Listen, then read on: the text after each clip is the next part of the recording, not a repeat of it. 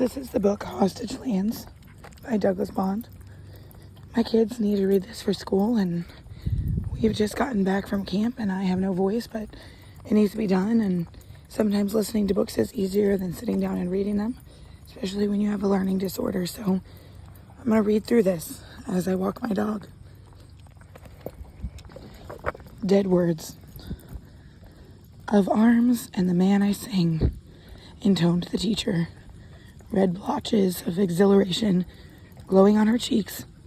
She lifted her half-closed eyes to the blackened timbers of the classroom ceiling and continued. That is to say, Arma Wirumque Cano. Arms? Like, well, arms, said a girl. Her nose crinkled in bewilderment as she looked from her copy of Virgil to her own arms. Weapons, Sally dear, the teacher said.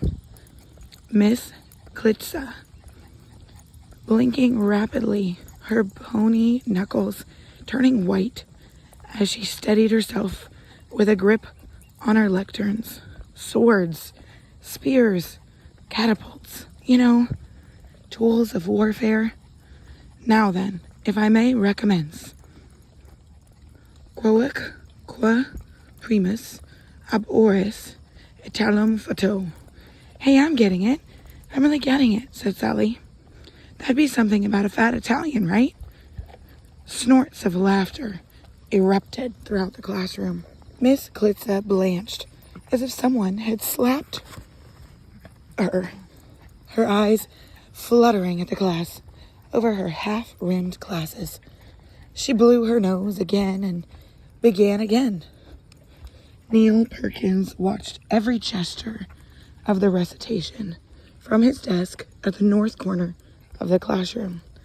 He always sat in the back, in the north corner, because through the leaded panes of a window, he had a pretty good view of a stretch of moorland and sky, and of the wall. All things he'd seen before, too many times. But for daydreaming, there was simply no better seat in the classroom. Miss Klitz's recitation continued. Multa quoque. Neil rolled his eyes with embarrassment as the teacher's voice rose and fell. One hand clenched in anguish over her heart. The bony fingers of the other splayed with twitching fervor, changing gestures from hand to hand as she spoke.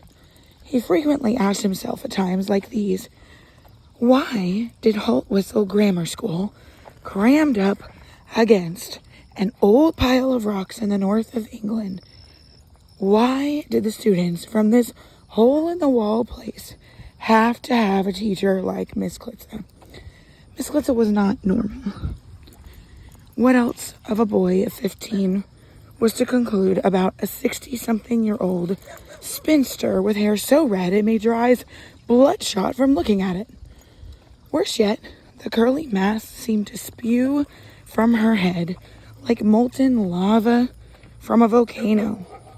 Come to think of it, she would have made a great physical science teacher, though, thought Neil. A living, fire-regurgitating specimen right in the classroom. Or maybe she should have taught ancient history. What could be better than flesh and blood? Walking, sneezing fossil for your ancient history teacher. Which brings up another matter of her nose.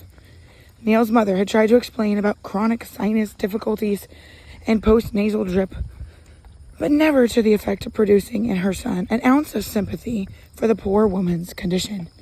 Finding a way to steal yet another of Miss Klitsa's lacy pink handkerchiefs, which she habitually stuffed under her watch band between blowings, was a daily task that Neil assumed with discipline and regularity.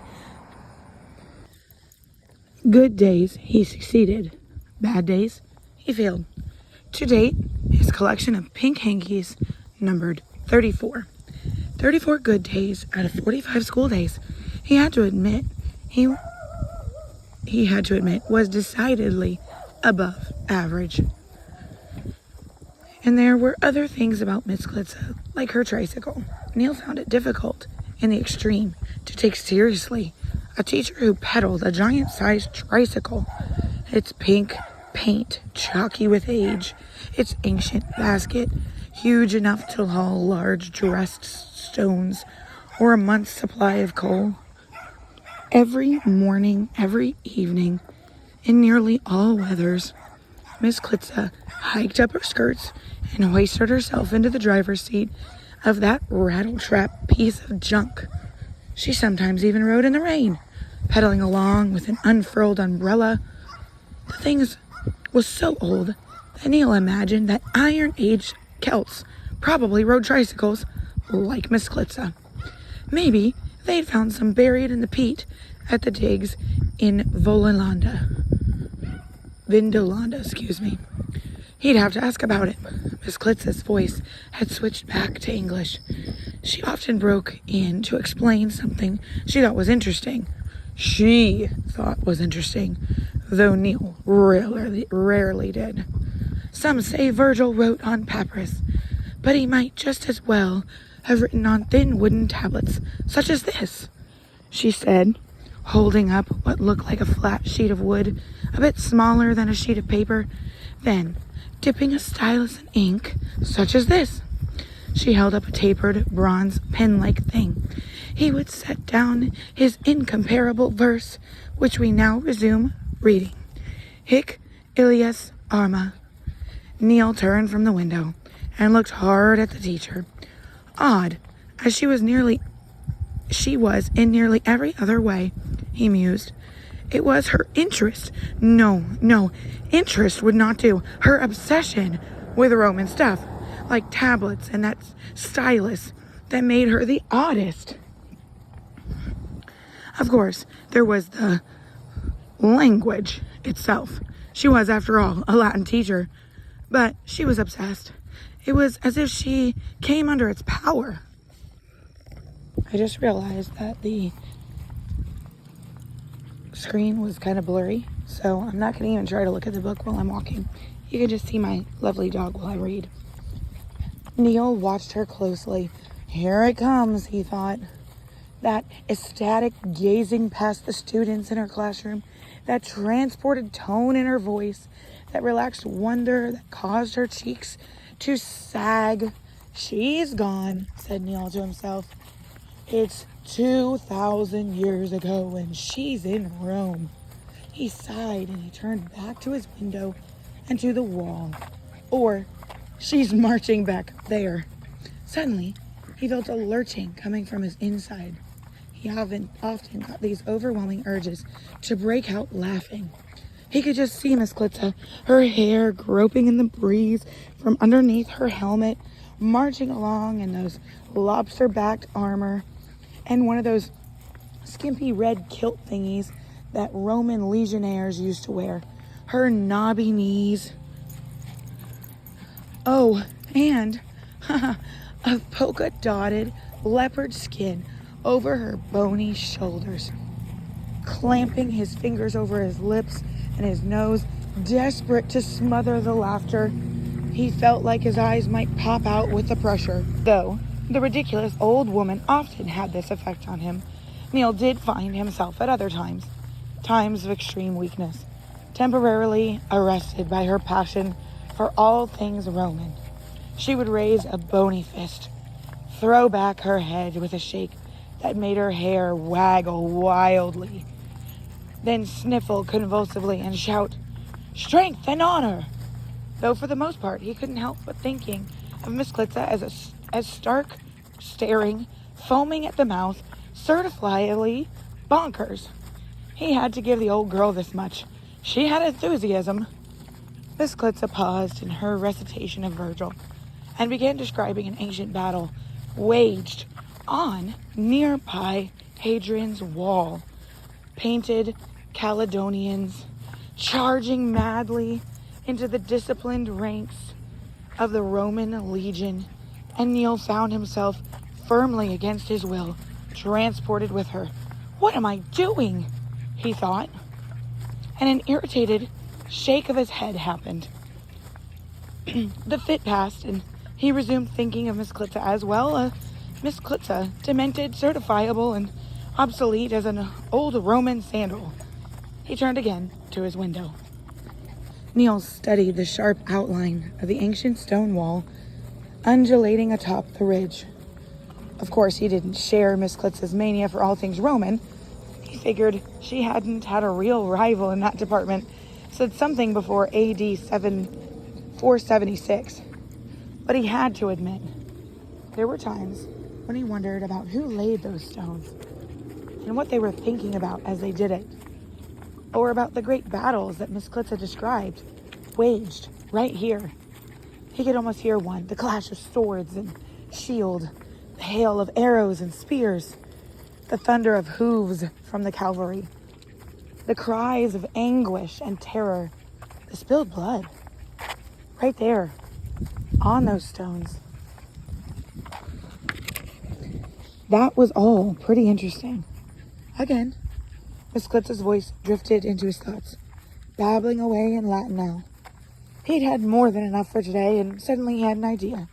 He raised his hand. Magistra, magistra, he said, using the Latin name for teacher that he knew would arrest Miss Klitza from her reverie. He'd used it before. Nihilus disciplus, she said with a smile, passing on his most earnest, languishing after knowledge gaze. He asked, Did I understand you to say once that someone has already translated Virgil? Indeed, she replied. Many have exerted their prodigious talents in the most worthy endeavor of translating his magisterial works. Allow me to translate, whispered Neil's friend John, hunkered behind his notebook in the next desk. That's Klitza speak for yes. Ignoring his friend,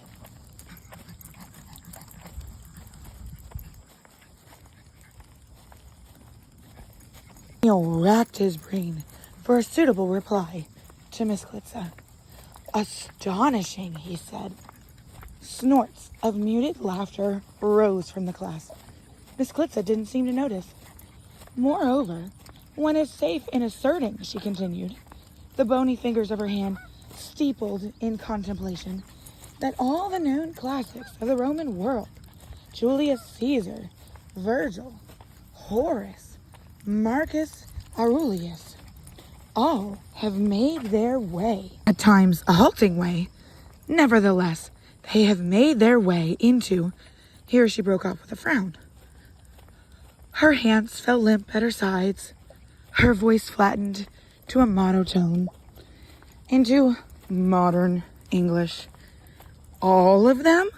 Asked Neil. Indeed, replied Miss Klitza.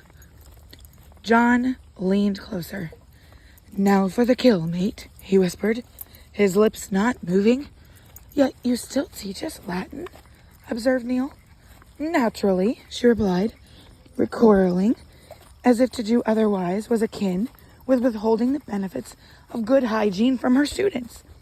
If you will forgive me for pointing out, he continued, the non sequitur. Non sequitur, she replied. I do not follow you. Perhaps I am not making myself very clear, Neil continued. Allow me to frame my question using another language, like English. Does anyone actually speak Latin today? I mean, when they go to the shop or to the pub. Getis mum unum bitterum, said John under his breath. More titters from the class. "'Tis a great loss to civilization," began Miss Klitza with a sniff. "But alas, I am compelled to reply that no people group today speak in the lofty strains of antiquity. 'Tis an incalculable loss." "Am I hearing you say then, Magistra, that Latin is, well, dead?" Miss Klitza narrowed her eyes at him, yanked her handkerchief from under her watchband with a snap, and made 3 delicate blasts on her nose. You shall hear me say many things, Neil, she replied, stuffing the handkerchief back in its place. But you shall never hear me say that. But does the question not inevitably follow, Magistra, that if everything worth reading is already translated into English, what possible good can come, he continued, from any of us learning Latin? Miss Klitza's face took on a color dangerously close to that of her hair. Nuances, Neil Perkins, she said, bony knuckles white as she gripped her lectern and leaned closer, her eyes snapping. The devil is always in the details, and the meaning is always in the nuances. Never forget that. Never, he replied with feeling, then added in afterthought, another never, calculating that double negative of a negative imperative might actually be saying that he would never remember what she had just told him to never forget. Drawing in a deep breath, Miss Klitza clasped her hands together and gazed at the ceiling. Now then, with Virgil, we continue. Alta, Moenia, Romi, and that bit's something about Rome, squealed Sally. I really am getting it. Very good, dear, said Miss Klitza, her voice taut with restraint. Now, what's the rest say? Asked Sally, her face scrunched in bewilderment at the page. The lofty walls, said Miss Klitza, and yes, dear, of Rome. See, I really do get it, said Sally, giggling. Neil stole a glance out the window at the wall. Black clouds gathered above. Precisely, Neil, said Miss Klitza, following his gaze. She fixed her eyes on Neil over half-rimmed glasses. Our wall looms in our minds, does it not? Our wall, we say, but by rights it is Hadrian's, really. And as familiarity so often engenders contempt, so we think little of it. Few of you appreciate the overwhelming privilege of living in the stupendous shadow of this lofty wall of Rome. If those stones could only speak, if each mile castle would but give up her dead. Yikes, said Sally, burying her eyes in the back of her hand and squirming in her seat. To you all this is but common, continued Miss Klitza. Today your father's sheep graze on turf that received the tread of legions, the blood of Celts, the imprint of an emperor's heel. But oh, if it would hear the wall speak, how differently would you view those ancient stones? How lofty would they then appear to you? The stones talk? Said Sally, scrunching up her nose more than usual. Like, for real? 'Tis in a figurative language that I speak, my dear, said Miss Klitza patiently. Is that like Latin? Asked Sally. To some, I fear, replied Miss Klitza, a quaver in her voice. Neil looked again at the wall. He'd grown up thinking of it as nothing more than a big pile of rocks, the southern boundary of his father's farm, a source of stones to repair the barn, a narrow highway to balance his all-terrain vehicle on while he's searching for a new runaway ewe. Miss Klitza lowered her voice ominously. Hear me, students. Each new artifact uncovered, each sandal and spearhead, each coin and sword hilt, I say, each one does speak. Still more the letters, the diaries, the dispatches. Oh, make no mistake, my students. If we had but ears to hear, eyes to see what lies beneath our feet, the wonders of antiquity would be exposed, the mysteries of the ancient revealed, and the dead made alive. Dead people made alive? Said Sally, her eyes screwed shut. Oh, please, don't. Not for real. Yes, Sally. Miss Klitza leaned forward and stared hard from face to face at the glass, her eyes flashing, reddened from blowing her nostrils, flared as she drew in short pulls and exhaled in shallow wheezes. For real. Neil was sitting up, She means it, he thought, narrowing his eyes at the teacher. And when once those dead voices come to life and speak, she continued, her voice teetering on the verge of hysteria, her wide eyes darting from the face to face around the classroom, they will speak. Her eyes locked and seemed to bore in on Neil in Latin.